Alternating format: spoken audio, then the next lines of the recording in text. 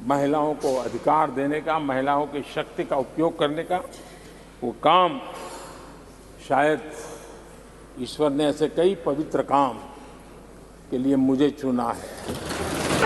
Women's reservation bill finally is coming. Women's reservation bill. अपना है। आपने कई बार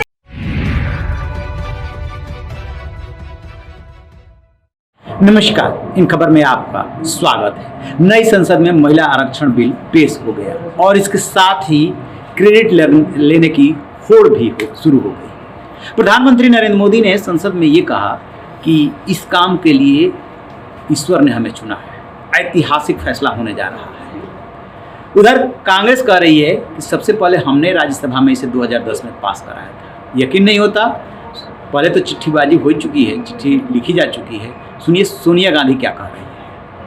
Women's reservation bill finally is coming. Women's reservation bill अपना है।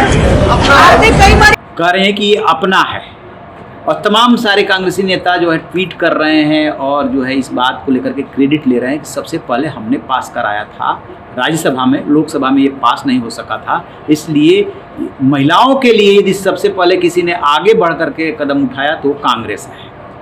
अब पीएम मोदी को सुनिए कि वो क्या कह रहे हैं। महिलाओं को अधिकार देने का, महिलाओं की शक्ति का उपयोग करने का वो काम शायद ईश्वर ने ऐसे कई पवित्र काम के लिए मुझे चुना है।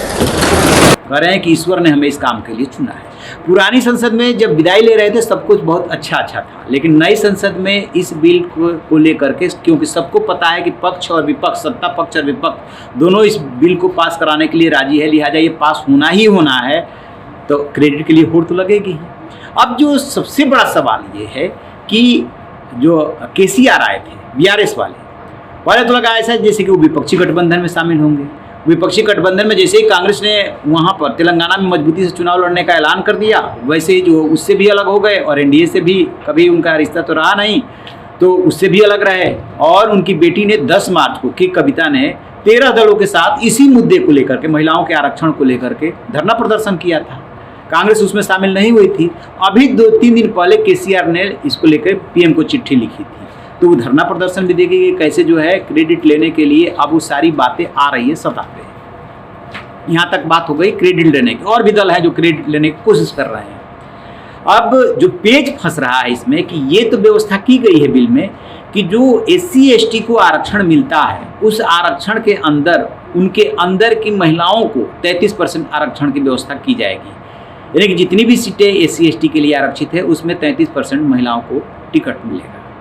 अब सबसे बड़ा सवाल ये है कि इस आरक्षण के अंदर जो आरक्षण दिया जा रहा है 33% महिलाओं को, उसमें कोटे के अंदर भी कोई कोटे की व्यवस्था की जाएगी या ऐसे ही रहेगा कि भाई आप अपने यहाँ से ओबीसी महिलाओं को भी आरक्षण दीजिए, जनरल को भी टिकट चुनाव लड़ाइए वगैरह वगैरह। क्या ये राजनीतिक दलों पे छोड़ दिया जाएगा?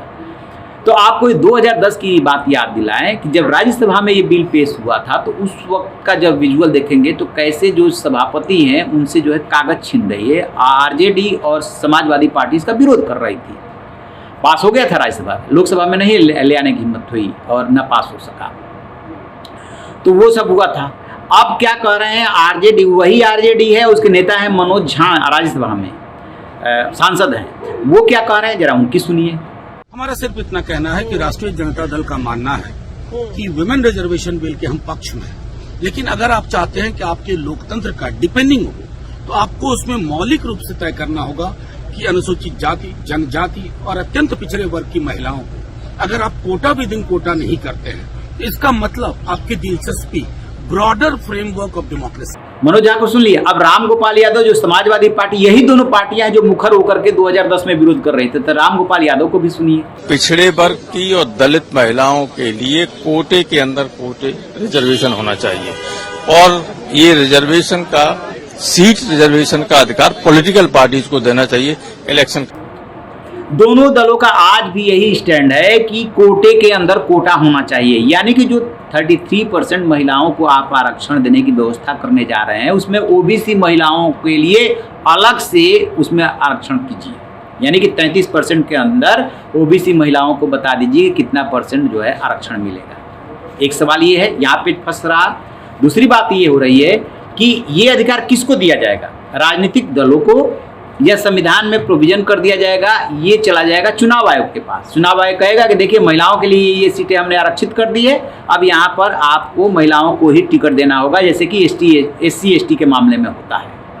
तो रामगोपाल यादव कह रहे हैं कि ये अधिकार चुनाव आयोग को नहीं मिलना चाहिए, ये अधिकार मिलना चाहिए राजनीतिक दलों को। अब जब संसद में फाइनली बहस होती है, क्योंकि बिल तो आज पेश हो गया, तो उसमें किस नतीजे पे पहुंचते हैं, क्या इसका स्वरूप बनता है, ये देखने वाली बात होगी। लेकिन फिलहाल जो है कांग्रेस वर्सेज बीजेपी इसमें हो गया है क्रेडिट लेने के लिए, और दल जितने भी क्षेत्रीय दल हैं वो आगे बढ़ कर के आ रहे हैं कि हमने पहल की थी, हमने इसके लिए दबाव बनाया था, क्योंकि सबको आम चुनाव 2024 में जाना है, जनता के बीच में महिलाओं को अपनी तरफ आकर्षित करने के लिए कि हमें वोट दीजिए। ये क्रेडिट लेने की हर दल कोशिश करेगा कि देखिए हमने ये कराया है, हमने पहल की है, हमने आंदोलन किया। और बीजेपी कहेगी, जैसे कि PM मोदी ने लोकसभा में कहा कि ईश्वर ने हमें इस काम के लिए चुना है, हम ऐतिहासिक फैसला करने जा रहे हैं।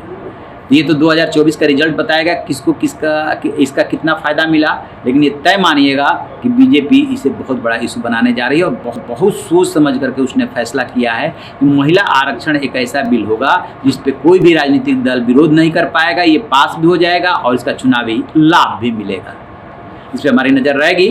रहिए बेखबर, देखते रहिए एक खबर। Thank you.